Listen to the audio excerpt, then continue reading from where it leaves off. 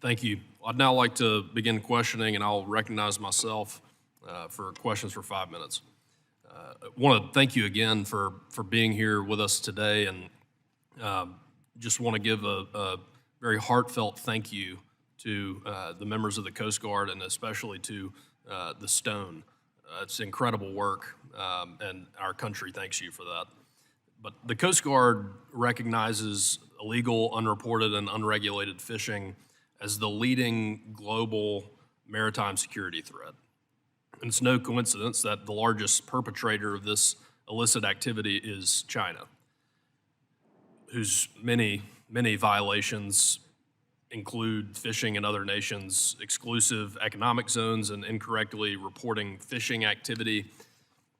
Can you, Admiral Barada, can you characterize the economic harm that these violations, or to either of you, can you can you characterize what this IUU fishing, how it harms the United States, and explain what steps are being taken to prioritize that threat?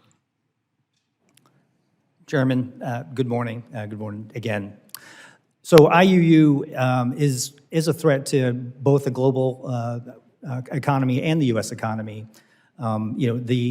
The illegal catch that is brought in to the United States devalues the work that our domestic LMR, living marine resources, the fish stocks that we sell to our own folks, and impacts over $150 billion that our fishermen bring to the global domestic product. So, from our standpoint, it's a very difficult issue to deal with. As we look at the number of fleets that are out there, the distant water fleets, there's about 6,000 that we know are registered with China, and almost 17,000 that we think are registered in other flags that are conducting this type of work.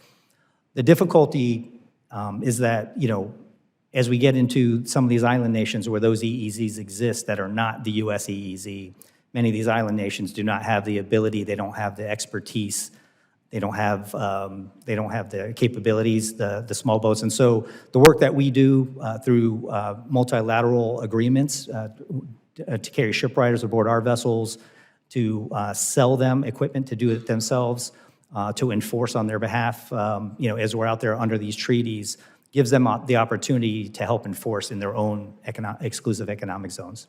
Just curious, what species are they targeting the most to harvest?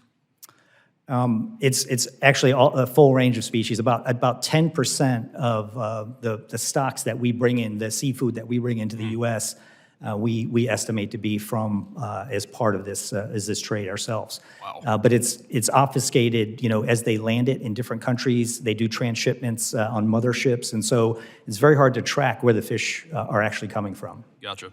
The One Big Beautiful Bill, as I mentioned earlier, included an investment of nearly $25 billion in the Coast Guard for new cutters, helicopters, modernized shore infrastructure, maritime surveillance systems, and much more. What benefit will these additional resources bring to the Coast Guard's law enforcement efforts, and how quickly will we see these benefits realized?